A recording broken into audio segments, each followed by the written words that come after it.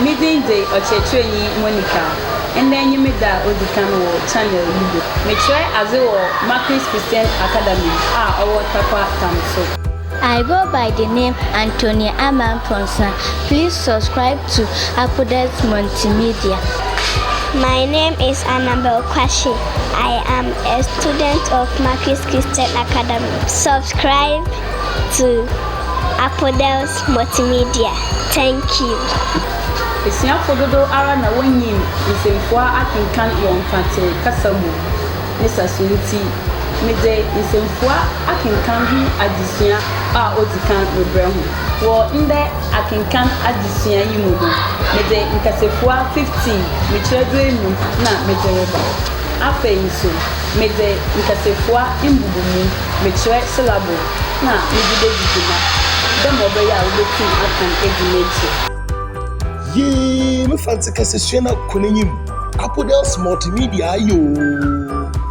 Apodes Multimedia, FANTE Nkasafua edo. Maheno mo. Mayensha se.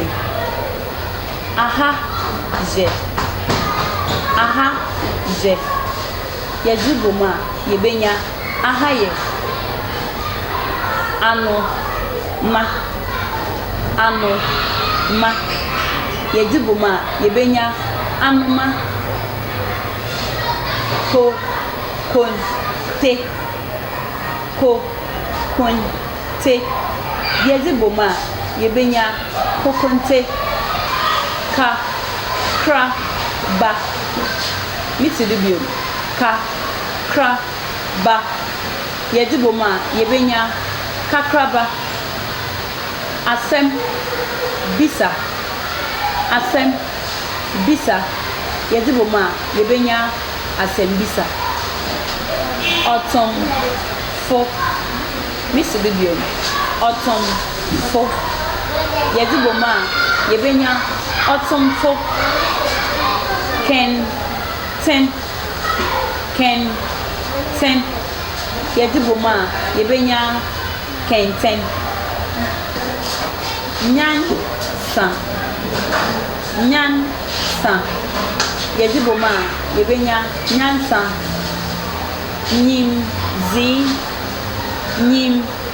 zi yediboma yebenya nimzi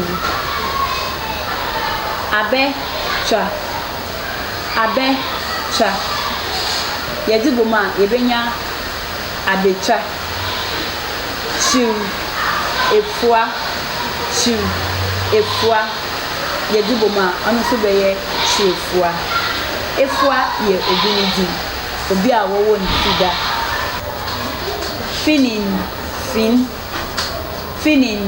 fin yediboma yebenya fin ochi na yedinusu boma yebenya ochina Nkanka yedinusu boma yebenya nkanka bo dambo yediboma anusu yebenya bodambo yeze nde Akenkan azisiano abe eyiye ezini ye Ochechweni Monica Machris Machris Christian Academy. My issue at the studio, my issue. Bye bye.